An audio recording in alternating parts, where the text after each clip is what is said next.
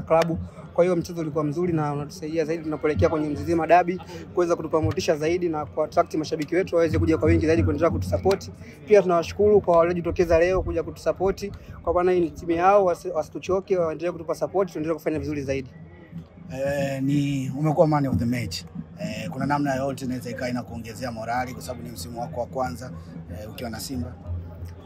Kwa inaniongezea morali kwa asilimia kubwa kwa sababu itazidi kulipa moyo wa kuendelea kupambana zaidi kwa sababu naamini hapa sio mwisho, naamini nina nafasi ya kuweza kupambana zaidi, kuperform zaidi nilipoperform leo.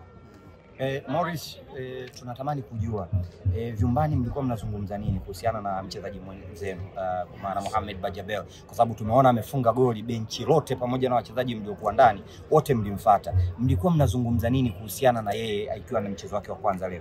Mimi naamini kwa Bajabili kwanza ameweza kupitia katika kipindi kigumu, ukiangalia tangia amefika aliweza kucheza mchezo wote zaidi ya kule pre-season. Kwa hiyo leo hii kuja hapa na kuperform na kufunga goli lile lilikuwa goli la kuweza kumsaidia kuweza kujenga confidence na kufanya vizuri zaidi. Tunaamini ni mchezaji ambaye ana kiwango kikubwa na ataweza kuifanyia Simba makubwa na kuisaidia zaidi. Kwa hiyo kama vile unaona kabisa timu inaonyesha upendo na ni jambo kubwa kwamba timu nzima ina umoja, mwenzetu akifanya vizuri tunaweza kumsupport kwa umoja, kwa hiyo pia yeye inaweza kumuongezea zaidi chachu ya kuendelea kupambana zaidi. Mechi inayofuata ni zidi ya Azam FC. Nashukuru.